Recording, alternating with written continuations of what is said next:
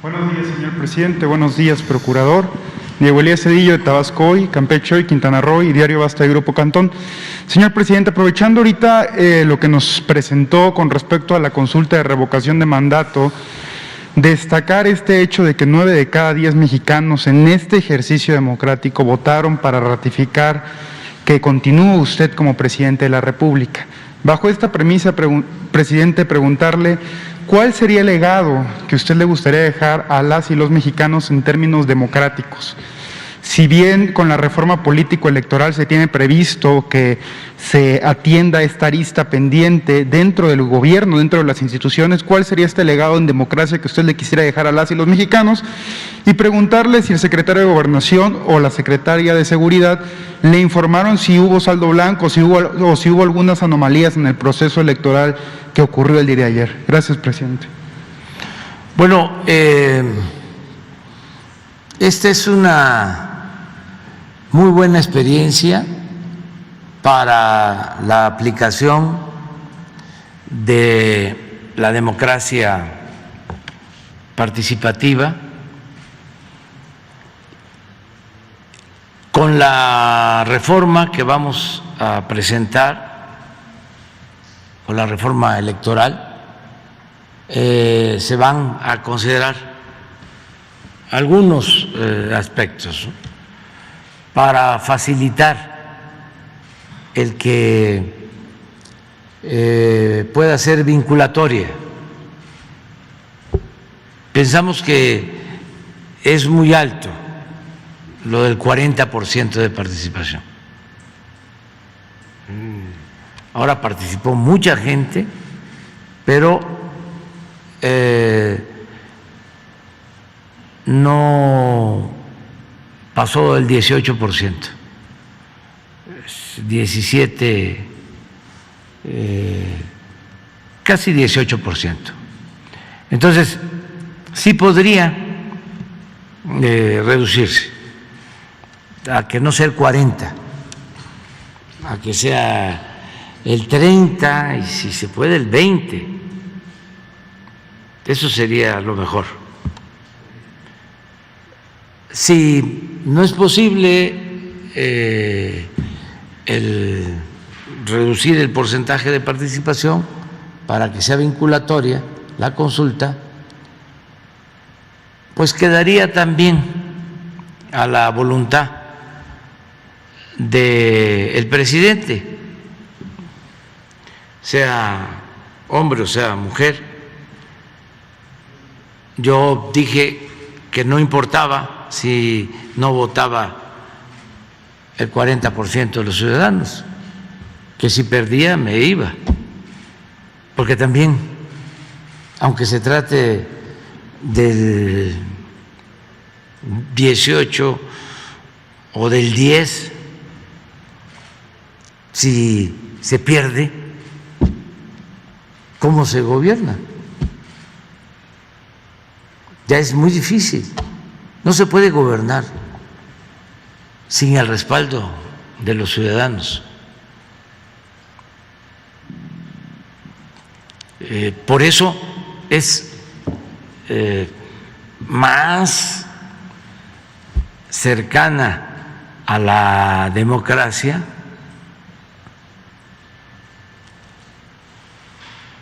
la democracia participativa, o es más cercana a el ideal democrático, la democracia participativa.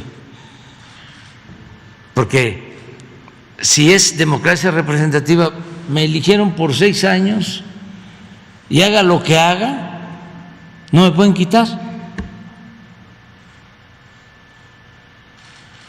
porque así está en la Constitución y así está en la ley.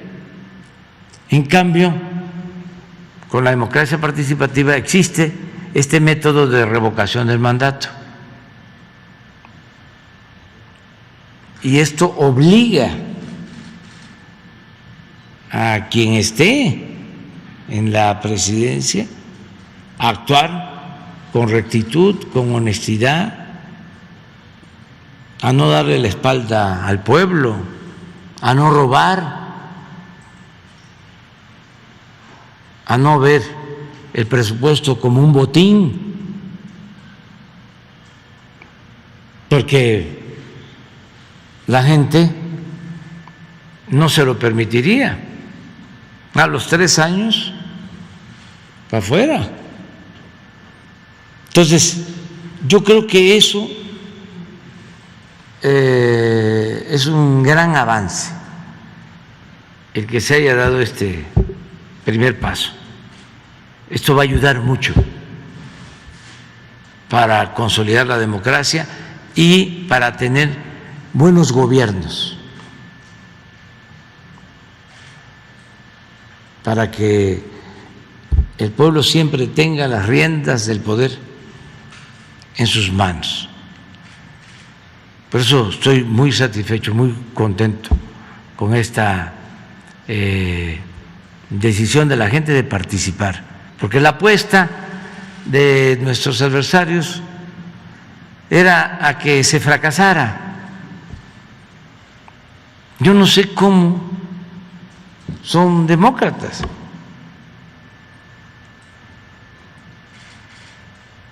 Porque si son demócratas calculadores, interesados, si van a buscar la democracia solo cuando piensan que van a sacar provecho, pues eso no es ético, no tiene que ver con la moral y no tiene que ver con el ideal democrático.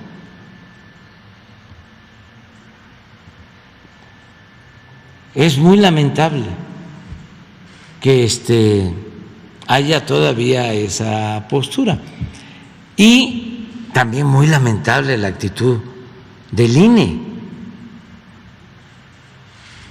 Debería de estar ahora celebrando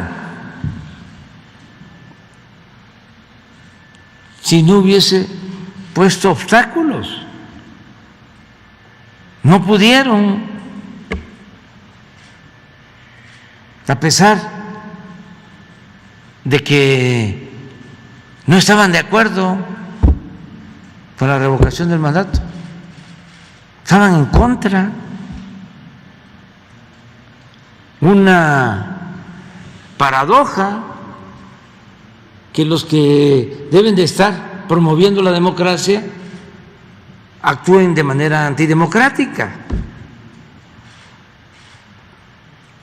Pudieron resolver el poner las casillas, pudieron resolver el difundir más la consulta, firmando acuerdos con los medios de comunicación, organizando debates.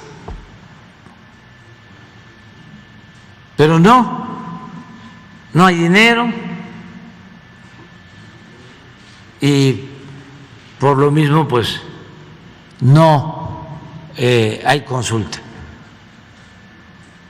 Hubo un partido, Morena, que devolvió 500 millones de pesos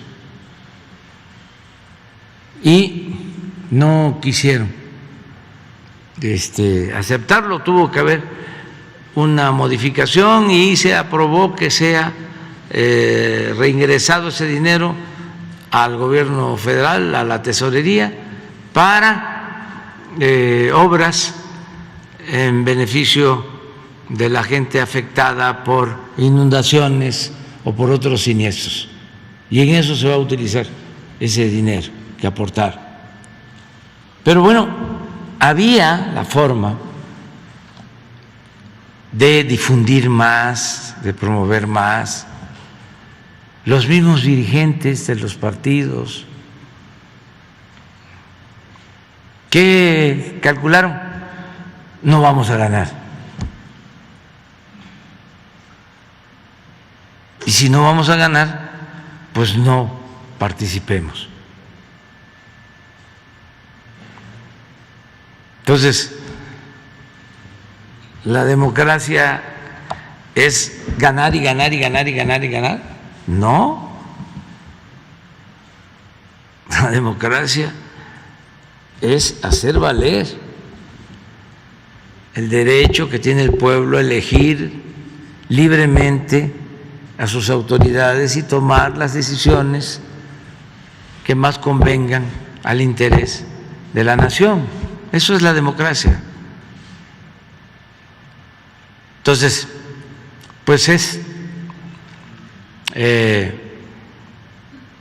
iniciar una etapa nueva. Acuérdense que estamos dando los primeros pasos en materia de democracia. México es de los países más atrasados del mundo en materia democrática. Siempre hemos hecho el repaso, pero no se debe de olvidar, sobre todo para los jóvenes. Durante 3 siglos, desde que nos invadieron los europeos, los españoles, pues se estableció un sistema virreinal. La monarquía española nombraba a virreyes para dominar México. Desde luego, pues no había democracia. 300 años. Los virreyes nombraban a sus representantes en las regiones del país, en las provincias, les llamaban alcaldes mayores. Con la independencia se inicia un proceso en busca de la democracia. Hay una república federal, pero solo un presidente electo termina, Guadalupe Victoria, el primer presidente de México, termina su periodo de 4 años, porque antes no eran 6 sino 4, y de ahí ya no hay democracia. Cambia el sistema federal por el sistema centralista y entra a la escena política Antonio López de Santana, que en ese periodo, la primera mitad del siglo XIX, es 11 veces presidente de México.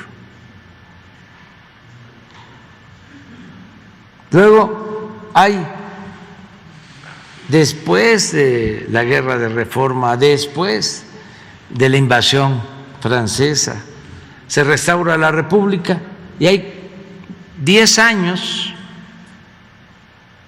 de apego a la Constitución, de legalidad, de periodismo libre, con el presidente Juárez y con el presidente Lerdo. Pero eso se termina con una toma del poder encabezada por Porfirio Díaz, con la bandera de la no reelección, 1876. Toma el poder y manda al exilio al gobierno legal, legítimamente constituido, encabezado por Sebastián Lerdo de Tejada. Y se queda de 1876 hasta 1911 como hombre fuerte, 34 años. Viene la revolución y ese hombre excepcional,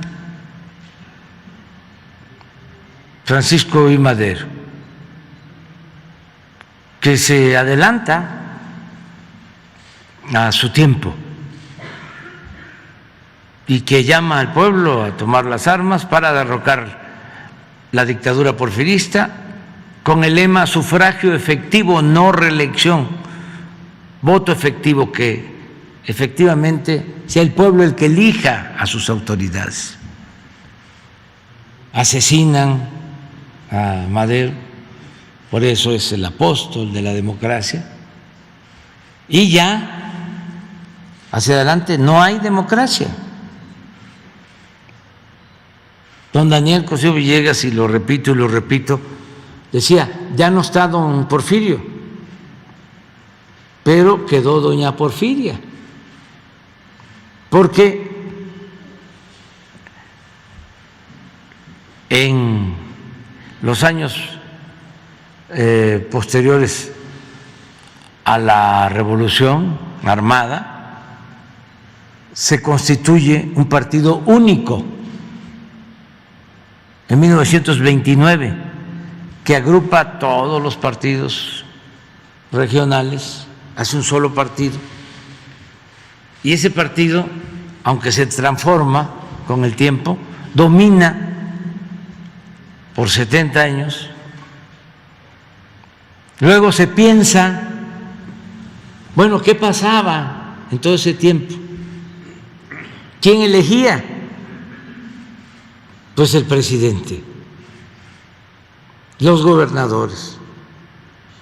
Desde la época de Porfirio Díaz se estableció la regla de que el presidente ponía a su sucesor, a los diputados federales y a los senadores, y a los gobernadores. Y los gobernadores ponían a los presidentes municipales, a los diputados locales, a los magistrados del Tribunal Superior de Justicia de los estados. Así era, así fue, hasta hace poco.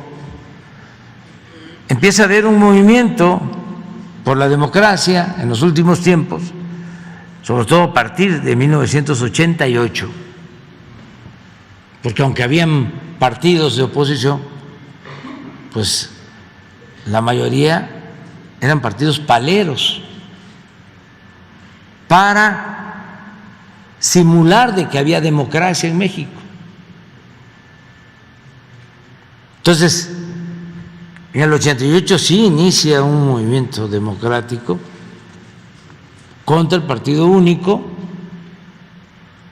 Hay fraudes electorales en todos los tiempos, fraude electoral en la época que participa Vasconcelos,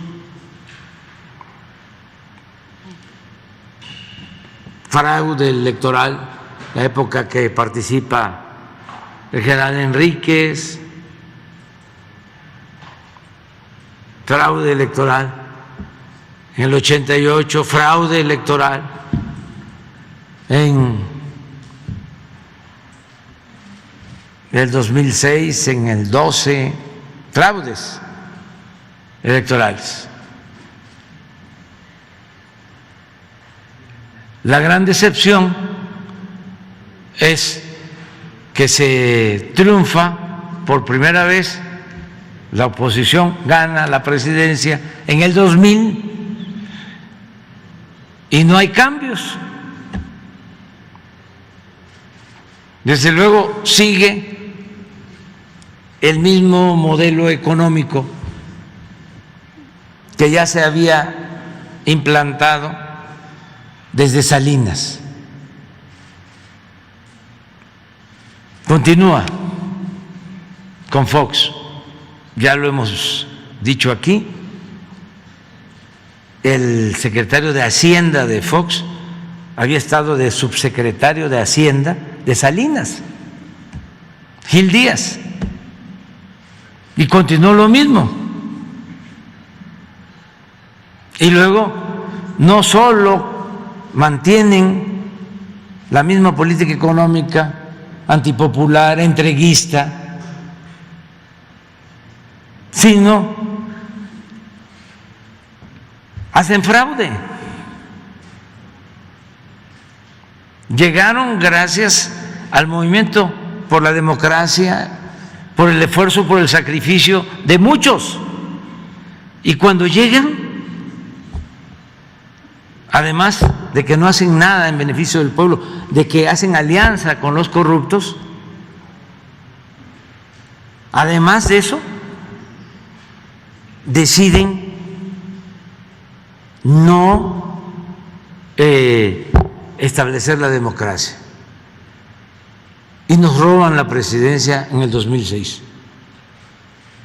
¿Se acuerdan de la frase haiga sido como haiga sido? Entonces,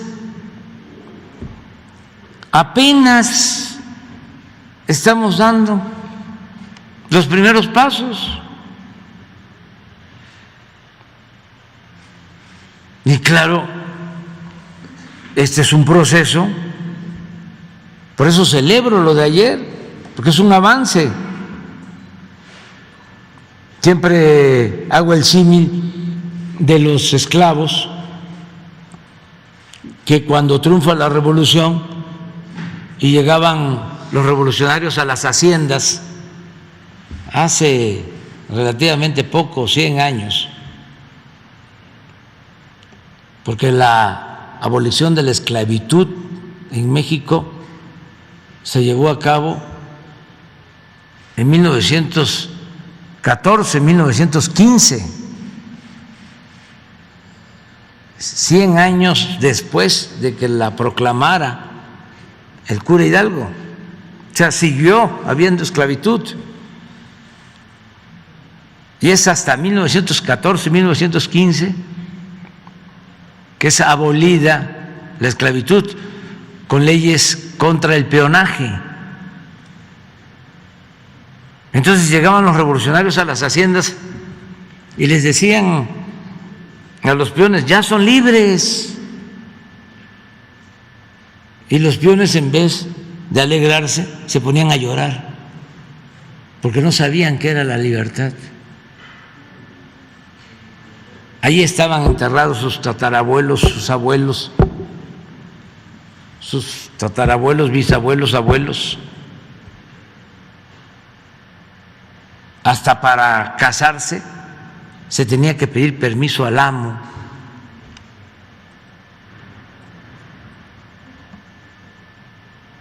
Tuvo que pasar un tiempo para que la gente empezara a ejercer su libertad. Pues así son los procesos políticos y sociales. Entonces ayer avanzamos y vamos a seguir avanzando. Claro, imagínense los que tienen mentalidad conservadora, que son demócratas de mentira y autoritarios de verdad. Pues a ellos no les gusta, les molesta. Además, traen la vieja tradición de que debe de votar, porque eso también se dio en nuestro país. Incluso gente lúcida como Justo Sierra estaban a favor de que se le diera el derecho al voto solo al que sabía leer y escribir. El sufragio universal, que se considerara ciudadano. Bueno, en todo el siglo XIX, en la mayor parte del siglo XIX, no se consideraba ciudadano a los peones. No tenían el derecho a votar. Después se obtuvo el derecho al voto universal y luego el derecho al voto de la mujer, que tampoco podía participar. Entonces, son procesos que tenemos que mantener se puede decir, ¿y qué tiene que ver esto de la democracia con mi trabajo, con mis ingresos, con la posibilidad de que mis hijos estudien o que yo tenga oportunidad de curarme y también mi familia? Tiene que ver mucho, mucho, mucho, mucho. Porque si hay democracia, hay justicia, hay honestidad. Cuando no hay democracia, no hay justicia y no hay honestidad. Impera, prevalece la corrupción. La democracia es competencia, es un contrapeso, obliga al que está en el gobierno a hacer bien las cosas. Repito, nadie se puede sentir absoluto. Entonces siempre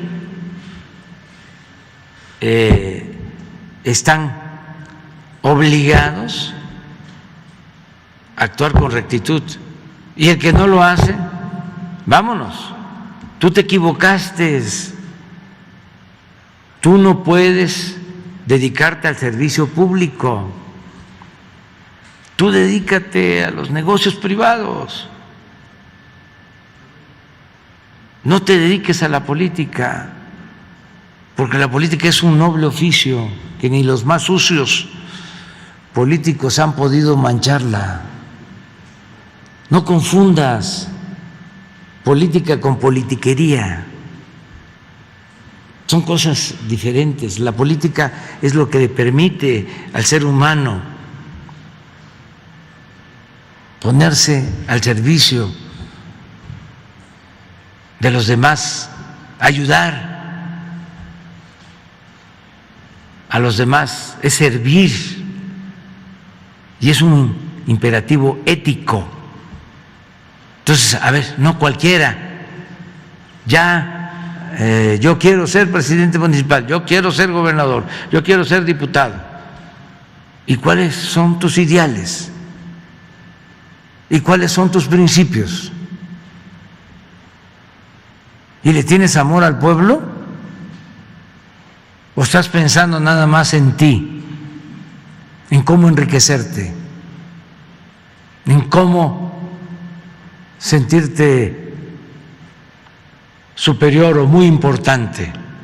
Pues eso no tiene nada que ver con la política. El poder, repito, solo tiene sentido y se convierte en virtud cuando se pone al servicio de los demás.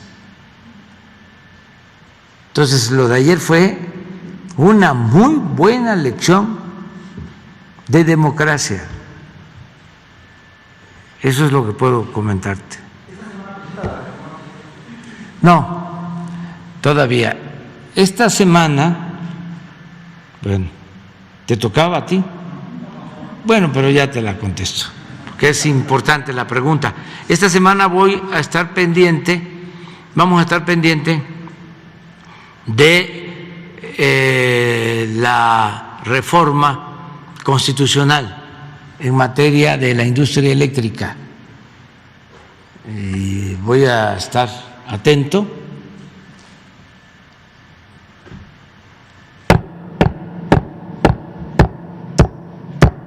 Toco madera. Si no se tiene mayoría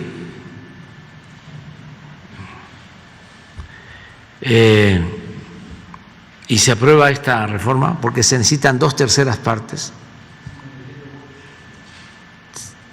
si triunfan los conservadores, los que están a favor de las empresas extranjeras y en contra de la Comisión Federal de Electricidad,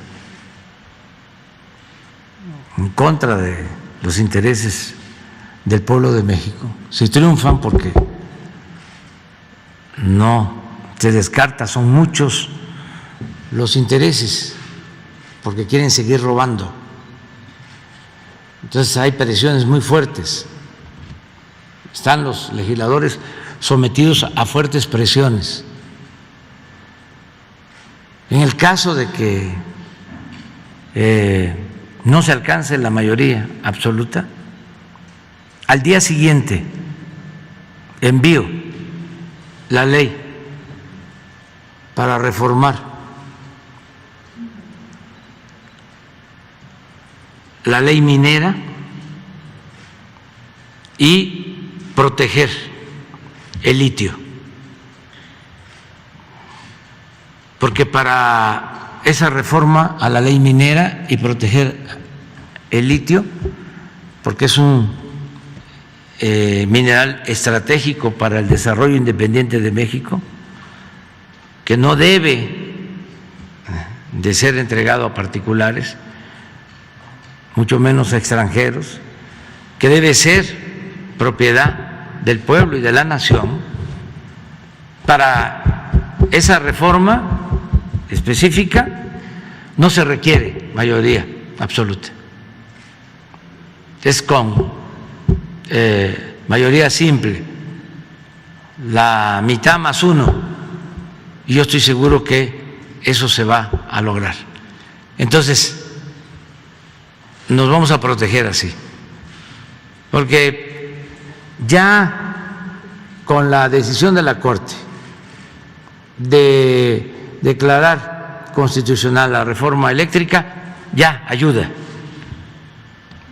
sobre todo para que podamos desarrollar las hidroeléctricas y producir energía limpia, barata, y no aumentar el precio de la luz. Ya con eso estamos protegidos, y además otras decisiones que ya se tomaron. Desde luego, lo mejor es la reforma constitucional, pero voy a estar pendiente, porque al día siguiente, si se cometiera esa traición, mandaría yo la reforma a la ley minera para proteger el litio. Gracias, presidente. Y ahora, aprovechando el inicio de las vacaciones de Semana Santa, la Ciudad de México es uno de los destinos turísticos por excelencia en todo el mundo. Entonces, presidente, ¿se tienen previsto que muchos turistas vengan en estas vacaciones de Semana Santa a visitar el aeropuerto Felipe Ángeles, a visitar Los Pinos? Y también, presidente, muchos arriban aquí al Zócalo, al corazón de México. Preguntarle, presidente, si su gobierno tiene previsto en algún momento, aprovechando ya el final de la pandemia de COVID-19, abrir otra vez las puertas de Palacio Nacional para que todas y todos los mexicanos puedan visitar aquellos murales que usted nos enseñó alguna vez, e incluso que los jóvenes pudieran conocer el interior de Palacio Nacional. Gracias, presidente.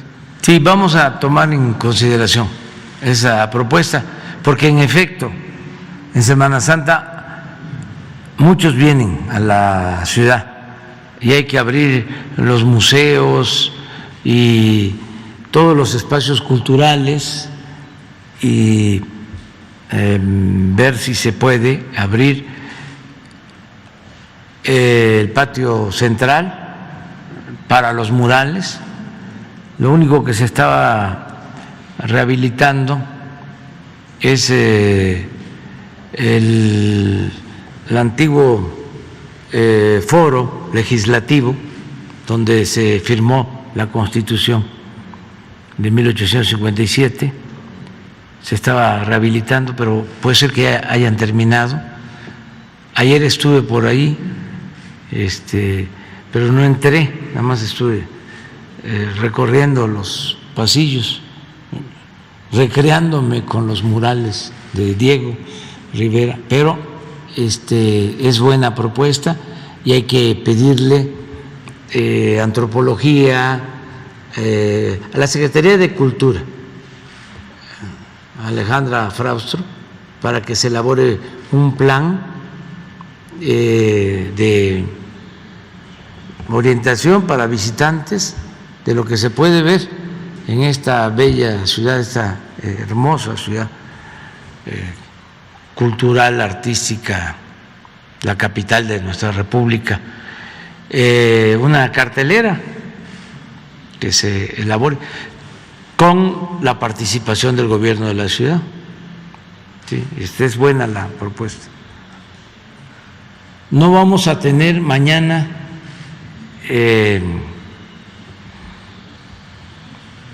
mañanera, mañana no hay, porque en la tarde tenemos el informe, son los informes trimestrales que hemos venido rindiendo desde que llegamos. Entonces, mañana martes vamos a tener este informe, entonces no vamos a estar en la mañana, y el miércoles sí, pero no vamos a estar jueves, viernes, sábado y domingo, hasta el lunes. Sí. Allá voy a estar pendiente. Bueno, ya vamos a seguir.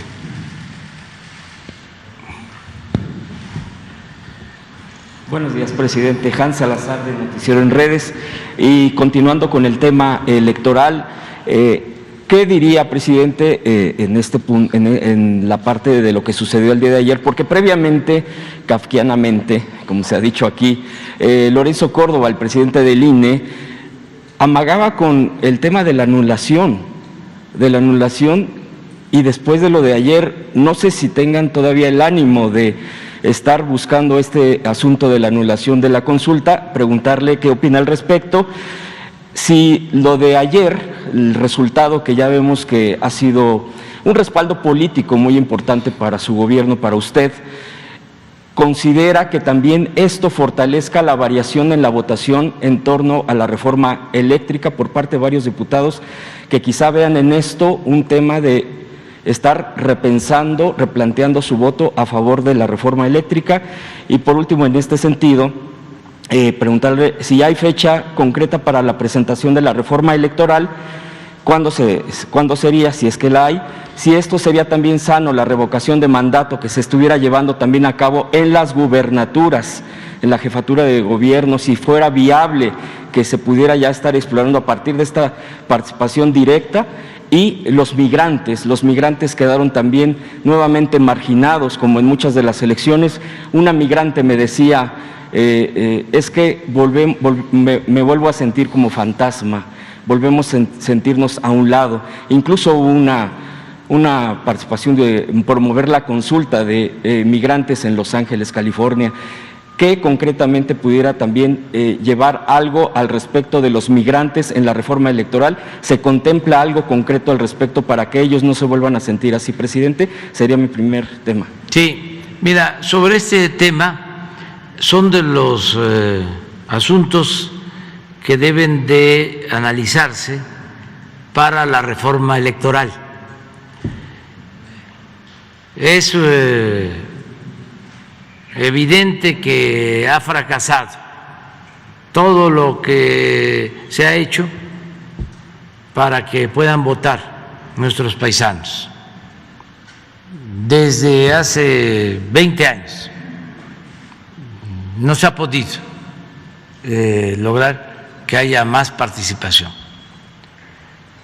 Yo creo que una posibilidad que hay que analizar, una opción a analizar, es lo del voto electrónico, no solo para los paisanos y para el extranjero, sino para todo el país. Si vamos a tener un consejo confiable, electo por la gente, con mujeres, hombres íntegros, de inobjetable honestidad, porque va a haber una elección si se aprueba la iniciativa que vamos a enviar, para que la gente elija a los que van a ser consejeros, a los que van a estar en el Tribunal Electoral,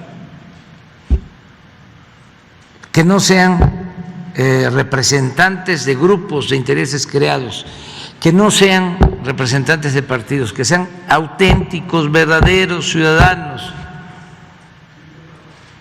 Si va a haber gente confiable, entonces explorar la posibilidad del voto electrónico. Esto pues no se puede dar en las actuales circunstancias porque no hay confianza.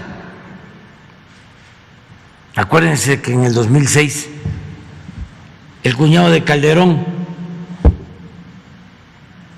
y de Brando fue el que manejó el sistema de cómputo, junto con el que después en premio le dieron la embajada de México en Estados Unidos, Sarucán. Entonces así no, porque pues ellos hacen la elección, los que manejen el sistema. Entonces, no descartar esa posibilidad porque va a haber gente honesta, íntegra, no estos corruptos. Entonces, se podría de esa manera sencilla que cada quien votara donde esté, todos los mexicanos puedan votar, todos los mexicanos puedan votar, y donde no haya teléfono, no haya posibilidad de hacerlo, pues a lo mejor ahí sí instalar las casillas o tener el doble sistema.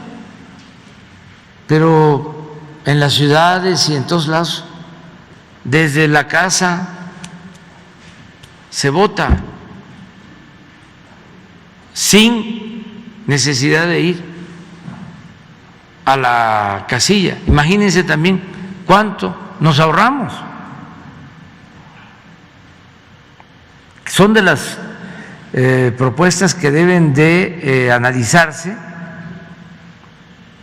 para que de esa forma los 40 millones de mexicanos puedan participar, aun cuando estamos hablando de 40 millones en general, es toda la población, pero sí como 15, 18 millones de ciudadanos en Estados Unidos, mexicanos, estadounidenses con doble nacionalidad o mexicanos que están allá. Sí, muy poco, por los trámites, pero siempre es así. La pasada elección que hubo más participación, pues no sé, pero deben haber votado, no, votaron más, en la elección del 18, sí, como unos 200, 300 mil, pero son como ciudadanos mayores de 18 años, deben de ser como 18 o 20 millones. ¿Mande? 300,000 tiene el INE y solamente votaron esta vez 8,000. Sí, sí, muy pocos, muy pocos. Entonces, porque también hay preocupación por su situación migratoria, pero teniendo su teléfono lo pueden hacer. Hay manera, hay forma, y tenemos que ampliar eso. No limitar la participación de los ciudadanos. ¿Qué otra cosa comentabas? Sobre que a partir de este respaldo político que ha obtenido el día de ayer, si considera que puede haber variación en la votación y si ojalá este tema de la anulación siga rondando en el tema del ánimo en el INE, también después del resultado, porque amagaron con ello. Ojalá y los diputados se liberen Estaba yo viendo al presidente del PRI ordenándoles que voten en contra. En sentido estricto, nada más que no nos vamos a poner aquí tan legalistas, pero es violatorio de la ley, o cuando menos es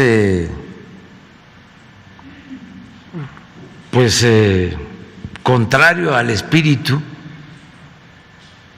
de la Constitución, porque el diputado es representante popular, no es representante de un partido.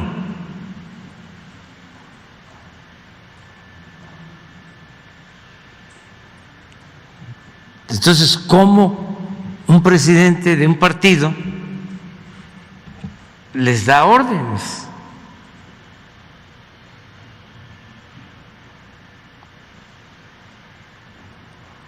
O sea, no es correcto. Cuando menos deberían de cuidar las formas. Pero un diputado es independiente, representa al pueblo y va a votar de acuerdo a lo que considere más conveniente para el pueblo de México. Así debería de votar. Y lo que le dicte su conciencia,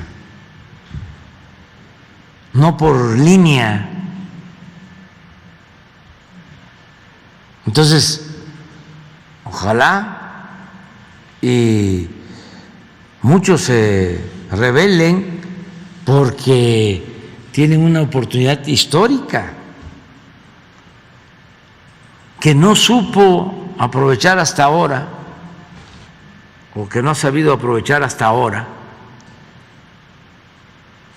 el PRI, que es partido revolucionario, institucional. ¿Cómo se suma al partido conservador de más tradición?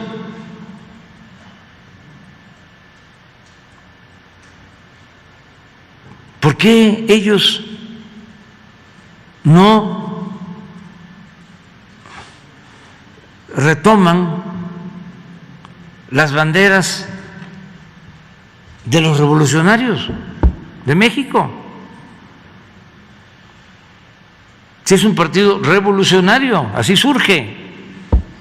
Hablábamos ayer, antier, hace unos días, de que el presidente Lázaro Cárdenas fundó la Comisión Federal de Electricidad, que el presidente Adolfo López Mateos, priista, un buen presidente, a una pequeña mancha ahí lo de Jaramillo y otras cosas, pero buen presidente, nacionalizó la industria eléctrica para electrificar los pueblos. ¿Por qué ir en contra de eso? Y en términos políticos, desde luego lo más importante es la coherencia, el mantener un ideal. Un partido político es un agrupamiento de personas, mujeres, hombres, que se unifican para hacer realidad un ideal. Por eso se habla de declaración de principios. Hay un ideario ideológico y un programa en todos los partidos. Bueno, eso es lo fundamental, ser consecuente, defender al pueblo, defender a la nación, en este caso. Pero bueno, vamos a pasar al terreno del juicio práctico, de la política. ¿Qué gana el PRI aliándose con el PAN?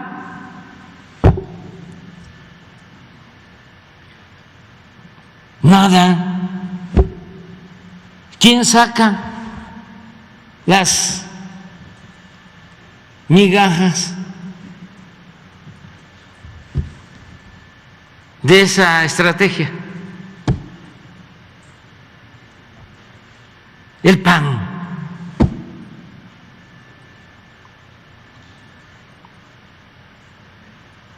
¿Cómo se va a quedar el PRI? Sin nada, porque todavía el PAN,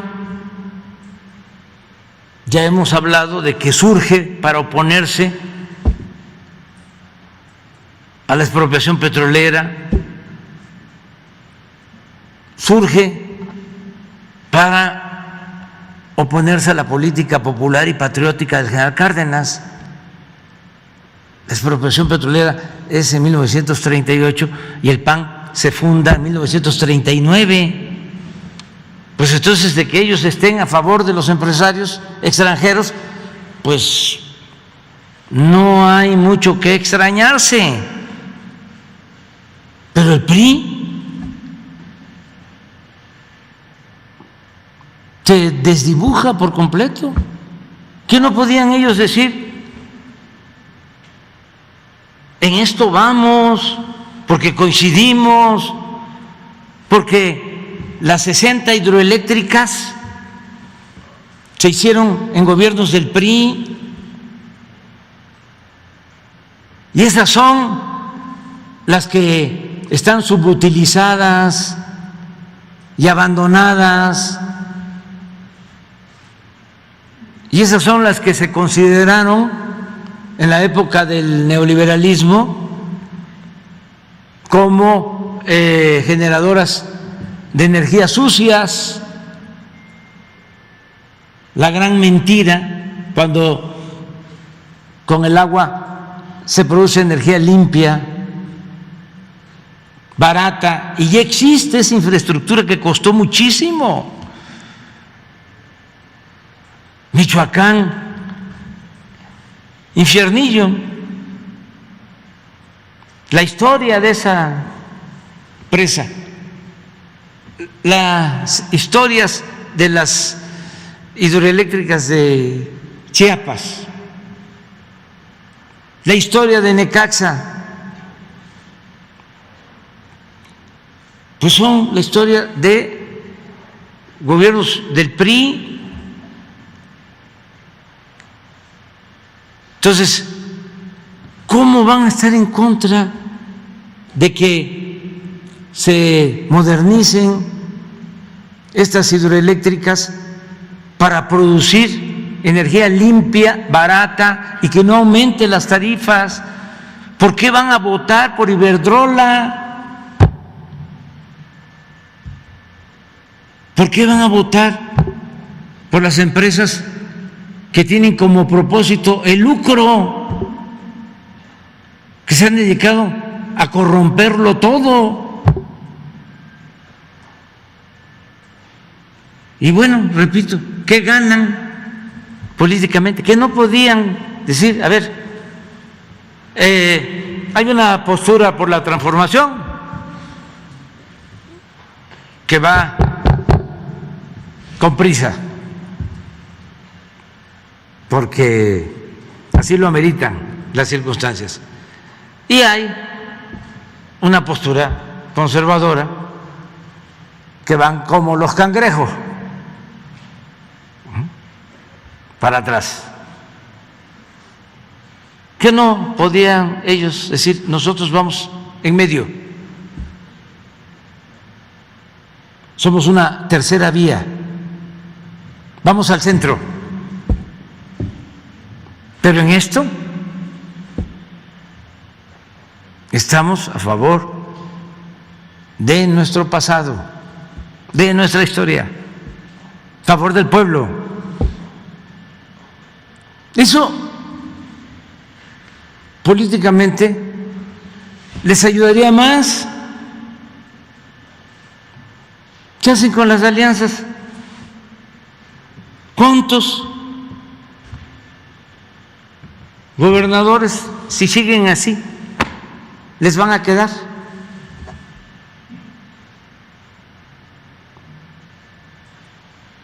Yo ni debería de estar hablando de esto porque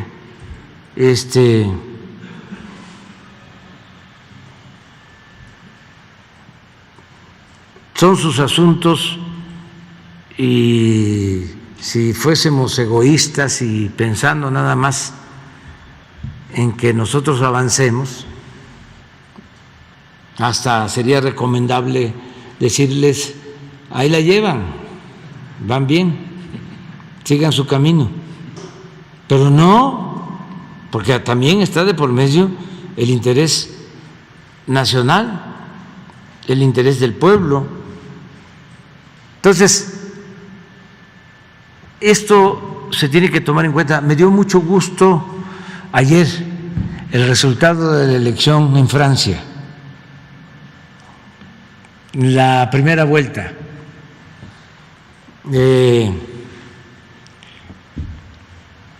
El presidente Macron obtiene más votos, creo que 28%.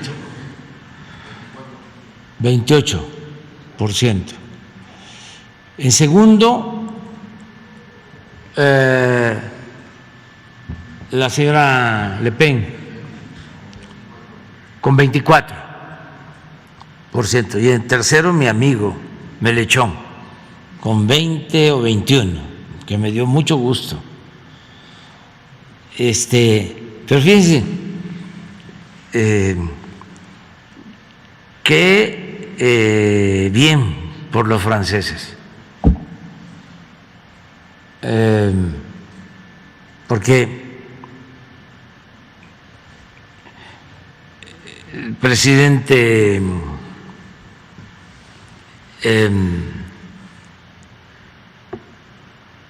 de Francia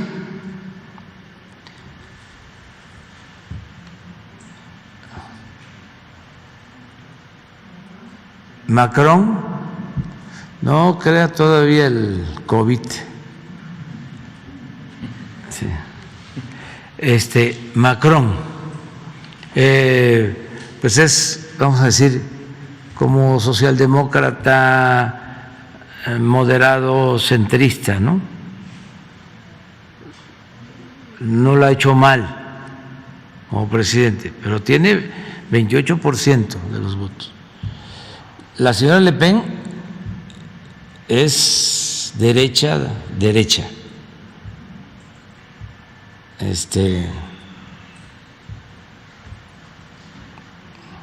y segundo lugar con 24, que es bueno también eso para los franceses. Y en tercero, mi amigo Mélenchon, que es izquierda, con 21. Van a ir a segunda vuelta en 14 días y ahí se van a unir y ya nada más quedan dos, queda Macron y Le Pen, Charles Le Pen. Entonces, en la unidad yo estoy seguro que va a triunfar el señor Macron de nuevo, pero hubo una cosa que me gustó mucho, que es un reporte, lo que significa que Francia tiene futuro.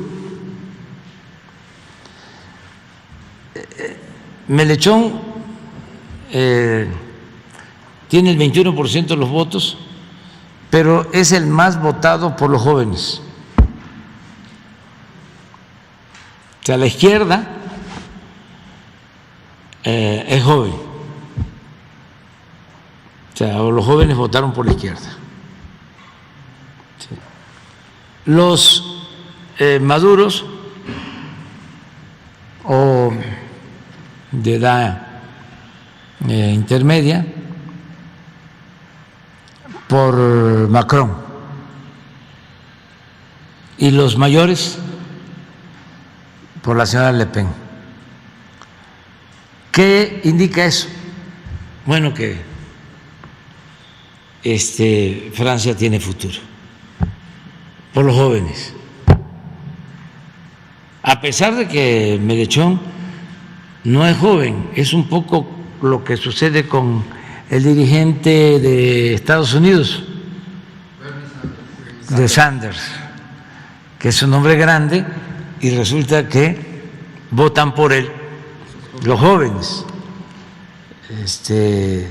Pero bueno, así están las cosas en nuestro país. Se va a ver ahora, ojalá y haya una buena reflexión, un buen análisis sobre la reforma eléctrica y acerca de la amenaza de la anulación de la consulta.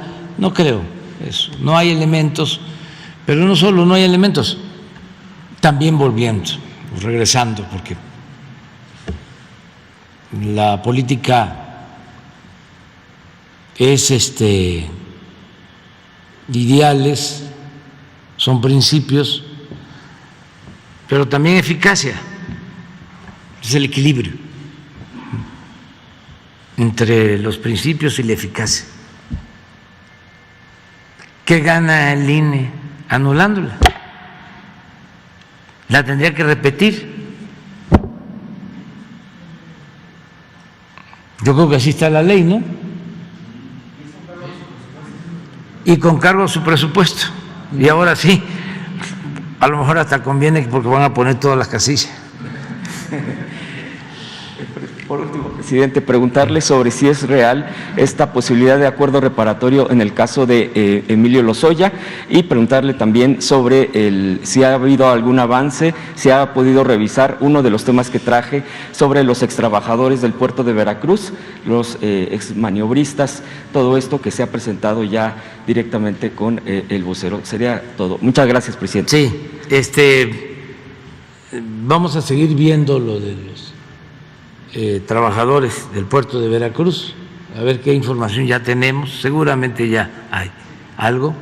Y acerca de lo del señor Lozoya, está en la Fiscalía, aunque pues el daño no es de esa cantidad. Bueno, apareció en el periódico Reforma, aunque también hay que verlo con cuidado, ¿no? No estaba enterado, pero sí ya pedí que se hiciera la investigación, porque el daño tendría que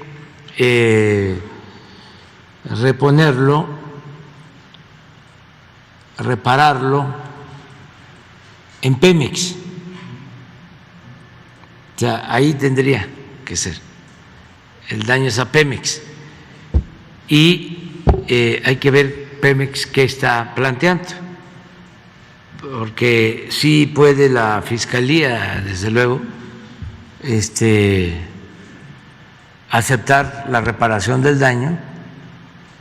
Y nosotros estamos además de acuerdo con eso, porque significa devolverle al pueblo lo robado. O sea, es dinero que va al instituto para devolver al pueblo lo robado, o dinero que va a Pemex por ejemplo, la devolución por los sobreprecios en la planta de fertilizantes, todo eso va a Pemex y de ahí estamos ayudando a los campesinos para que tengan fertilizante gratuito.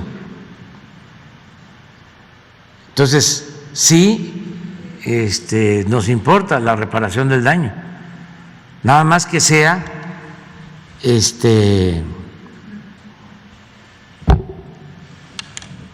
justa.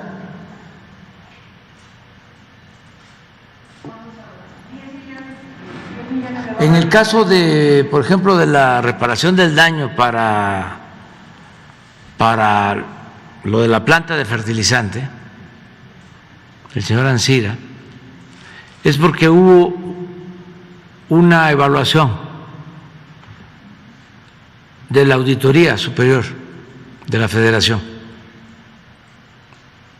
y a partir de ahí se determinó que se han pagado de más $200 millones. Entonces, en el caso de el señor Lozoya,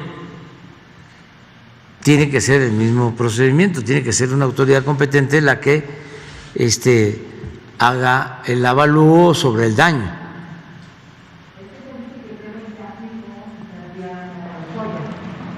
Hay que ver si esto es cierto. Hoy pedí que se hiciera una revisión. Pero ¿cuánto decías de que era la reparación? 10.7 millones de dólares. ¿Cuánto trae el Reforma que fue? Son $10 millones. Sí, todavía se va a ver eso, todavía. Exactamente, eso es, porque está de por medio el que ofrezca información, que ya ha estado transmitiendo en la Fiscalía, pues él fue el que declaró de que legisladores del PAN recibieron dinero para aprobar la reforma energética. Eso está por escrito.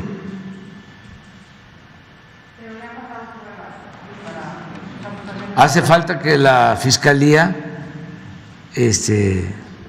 resuelva ese y otros casos. Pero le tengo confianza a la Fiscalía, creo que aunque tarden, van a actuar con rectitud. Adelante.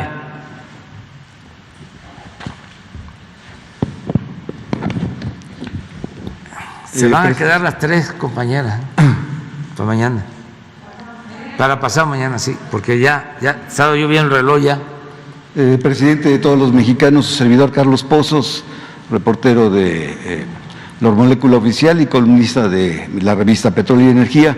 Antes de iniciar mis preguntas, quisiera hacer un agradecimiento, pues nunca antes en la historia de la nación, desde la Primera República Federal, pasando a la República Restaurada, los presidentes constitucionalistas, los presidentes sexenales, ninguno de ellos se había ocupado por los reporteros de a pie. Le agradezco a nombre del gremio y de los que serán beneficiados el anuncio hecho usted el miércoles 6 de abril para destinar el 25% de la publicidad gubernamental para los reporteros de a pie y para sus pensiones y servicio del Seguro Social. Gracias, señor presidente. Mi primera pregunta, señor presidente, quiero que me la responda, si es posible, como presidente constitucional de los Estados Unidos mexicanos. Quiero preguntarle por el actuar y proceder del presidente del INE, Lorenzo Córdoba, por el boicot, por señalar que se hizo o que hubo trampas por parte de funcionarios y sin decir su nombre indirectamente lo señala usted, ¿cree usted que este presidente con sus consejeros sean llamados a una revocación de mandato? Y si usted nos pudiera adelantar, dentro de esta iniciativa de reforma electoral, está también la inversión, ahora sí, de la iniciativa privada para financiar las campañas públicas, porque los mexicanos pagamos 249,054,000 pesos, y si habla usted de que hay que eliminar o se puede hacer la votación electrónica, estaríamos hablando de que la credencial de elector se cancelara y el documento de identificación fuera manejado ahora por la Secretaría de Gobernación. Y finalmente, en este mismo sentido, presidente, ahorita que acabamos de ver los resultados de los estados y sus votaciones, usted ha hecho algunas frases célebres como "viva la dignidad", "me canso ganso" y "los quiero desaforadamente". ¿Podría usted acuñar la frase "los quiero irrevocablemente"? Bueno, miren, primero decir que muy pronto, porque este es un trabajo que ya se está haciendo, vamos a presentar el plan de apoyo a periodistas, mujeres, hombres que se dedican a este noble oficio en todo el país, que va a consistir en una primera etapa, porque a lo mejor otros gobiernos amplían el apoyo, pero va a ser básicamente para salud, atención médica y pensiones. Básicamente para eso, en el Instituto Mexicano del Seguro Social, y se van a destinar recursos para mantener este fondo. El 25% del presupuesto de publicidad del gobierno federal. Y vamos a comenzar este año.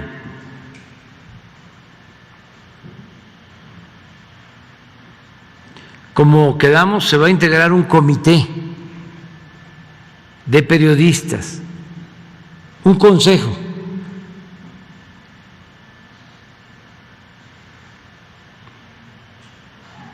Se va a llevar a cabo una consulta con ustedes, no así tan amplia, sino buscando consensos de periodistas a los que ustedes les tienen confianza,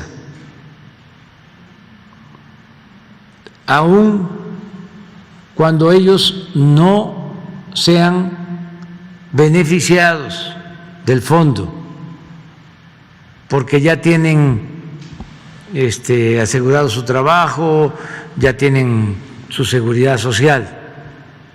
Les digo esto porque cuando se anunció este plan, nos hablaron algunos periodistas con el propósito de ayudar, sin que ellos sean considerados,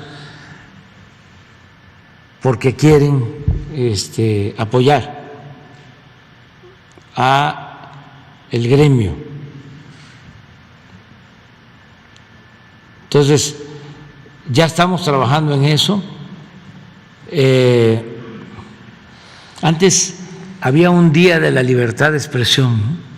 Sí, 7 de junio. 7 de junio. Podría ser para entonces, ese día, que lo iniciemos. Hay que hablar con Zoé para que ya Pero ya iniciarlo significa que antes se tiene que tener la convocatoria, el padrón, o sea, todo. Eso por lo que estás planteando se va a Gracias, presidente. convertir en realidad. Y lo otro, pues ya lo dije anoche, muchas gracias a todos. La verdad que gracias a los que nos queremos mucho, porque es recíproco, es amor en doble sentido.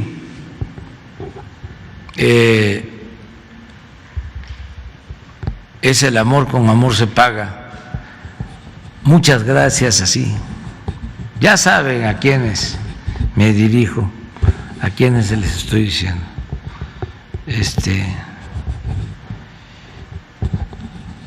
De todo corazón, así, sincero. Ese es el amor que me hace aguantar, resistir y no doblegarme. Eso es lo que me da la fortaleza. Pero amor a todos. Yo no odio, no quiero odiar a nadie. Tengo, por eso digo, adversarios, no enemigos. Imagínense, odiar es lo más vil que puede haber. Es contrario a todos los sentimientos humanos. Eso no da felicidad. Decía Tolstoy, solo siendo bueno podemos ser felices. Y esto aplica para todos. Los adversarios que no se lo tomen tan a pecho. Y sí que nos defendamos. Un día voy a traer aquí cómo eran las polémicas de periodistas liberales y conservadores. También el ingenio de las dos partes.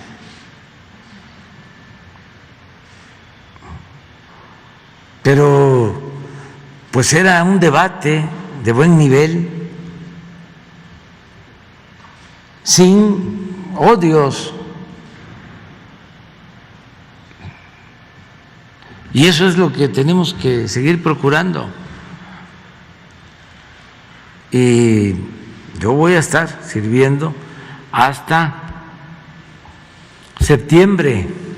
Muchos también confundidos, que no me conocen,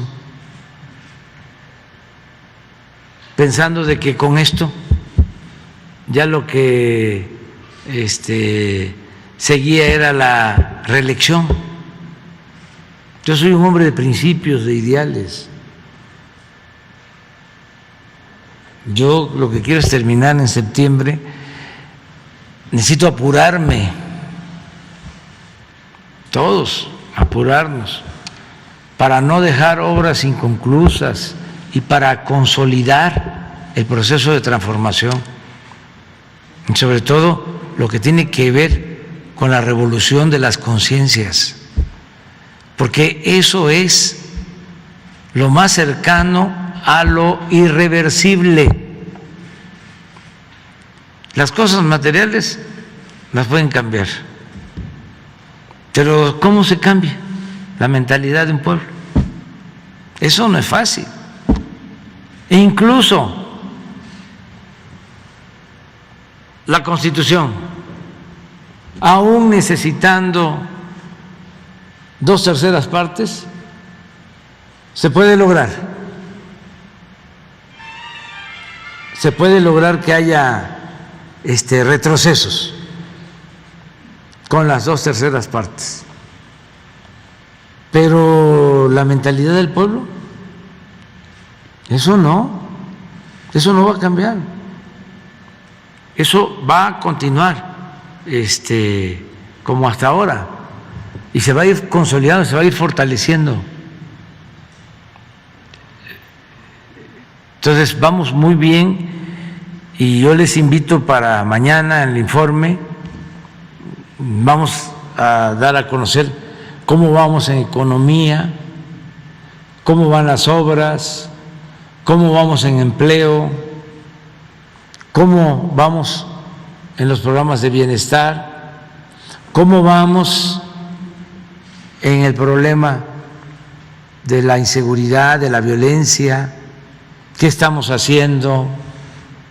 Es un informe de cómo va el país, cómo nos vamos recuperando, afortunadamente ya saliendo de la pandemia, cómo estamos enfrentando la nueva crisis económica que se produjo con la invasión de Rusia a Ucrania, la guerra de Rusia y Ucrania, qué estamos haciendo para que se controle la inflación, que no haya carestía, que no haya pobreza, que se frene el empobrecimiento del pueblo y que al contrario se vaya avanzando. Todo eso lo vamos a tratar mañana. Si les parece. Finalmente, presidente, antes de la inauguración del Aeropuerto Internacional Felipe Ángeles, pues no tuve la suerte de poder hacer esta pregunta sobre el tema. Le pido me responda esta pregunta como comandante supremo de las Fuerzas Armadas. Le recuerdo las palabras que usted denunció hace algunos años, dichas por el general Felipe Ángeles. La política no es un fin, la revolución no es un fin, son medios para hacer hombres a los hombres. Nada es más sagrado excepto el hombre. Presidente, a 3 semanas de la inauguración del Aeropuerto Internacional, sin dudas el Ejército Mexicano, la Armada de México y la Guardia Nacional han mostrado cumplir con su labor y su fuerza militar a favor del pueblo. La pregunta es, presidente, ¿cree usted que tenemos un ejército de guerra que reprime o tenemos un ejército de paz? ¿Está usted satisfecho, agradecido o simplemente está conforme con el actuar de estos hombres y mujeres? Es un ejército de paz, es un ejército que construye en bien del pueblo y de la nación.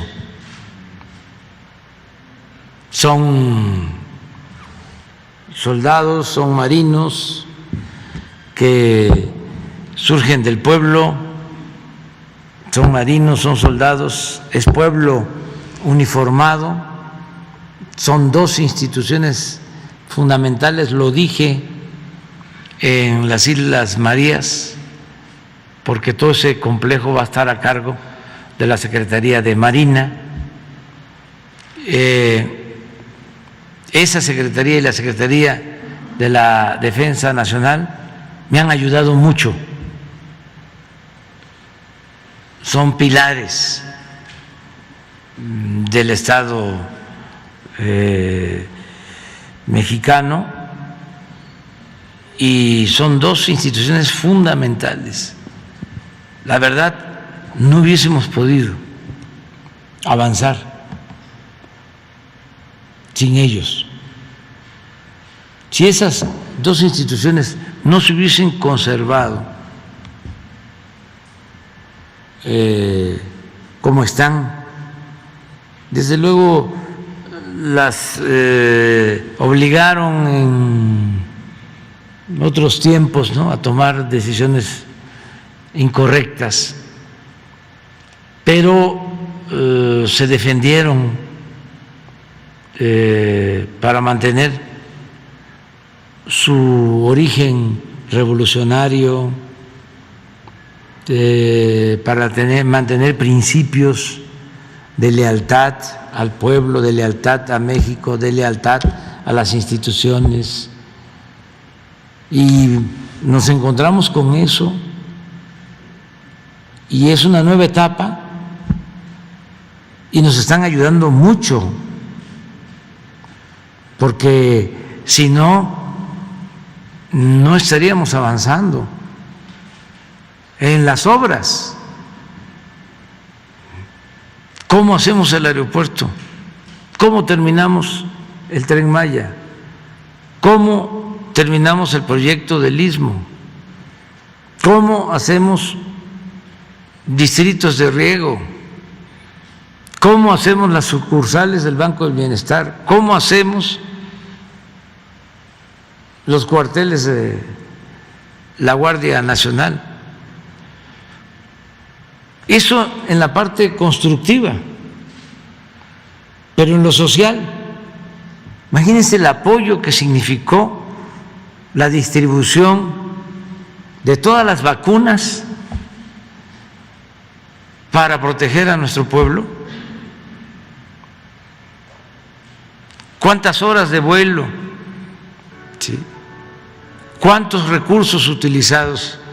La logística, porque no cualquiera puede definir una logística y llevar a cabo un plan de distribución nacional para que lleguen las vacunas hasta los pueblos más apartados. El que nos hayan ayudado a terminar hospitales que habían quedado inconclusos, a equiparlos, todo el personal médico de Marina, todo el personal médico de la Secretaría de la Defensa, agréguenle en las inundaciones con el agua hasta el pecho, arriba de la cintura, ahí los soldados, los marinos, en siniestros, en apagar incendios, en lo que tiene que ver con la seguridad.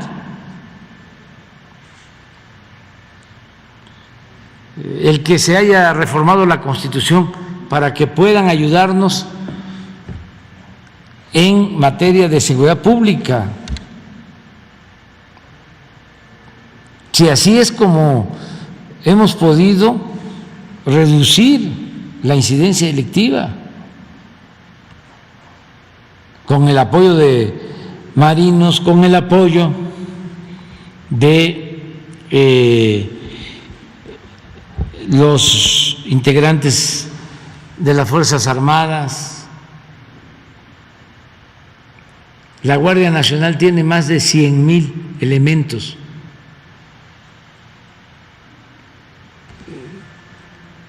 Y trabajando día y noche. Ahora con Semana Santa, hoy se dio ya el plan para darle protección a la gente que viaje. Entonces, sí, es un ejército popular, no se reprime al pueblo, no hay masacres,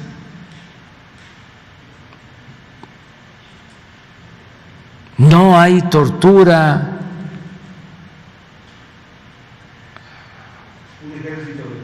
Es un ejército de paz y que está cumpliendo una misión importante en el proceso de transformación del país. Entonces vamos bastante bien y todo el gabinete está ayudando, todos nos están ayudando mucho.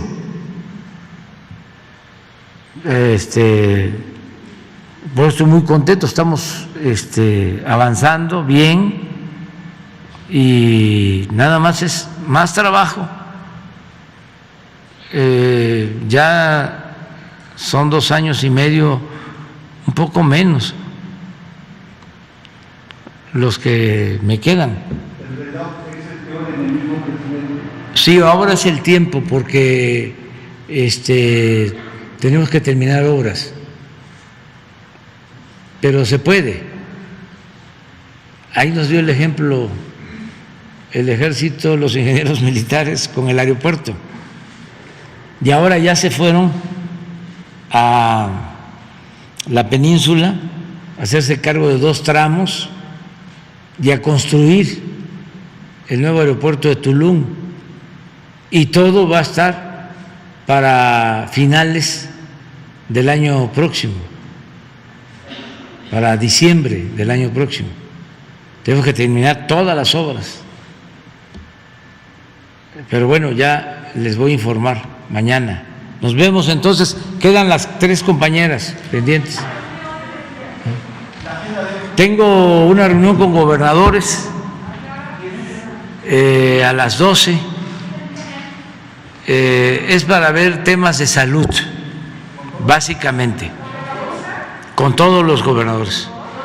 Sí, con todos los gobernadores están convocados para el tema de salud, porque ese es un asunto que tenemos que resolver, el mejorar el sistema de salud pública en el país.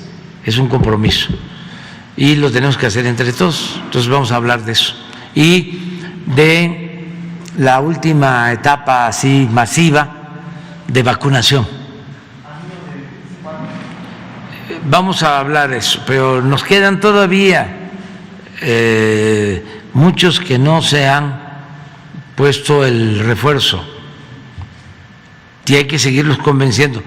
Estamos en una situación muy favorable, muy favorable.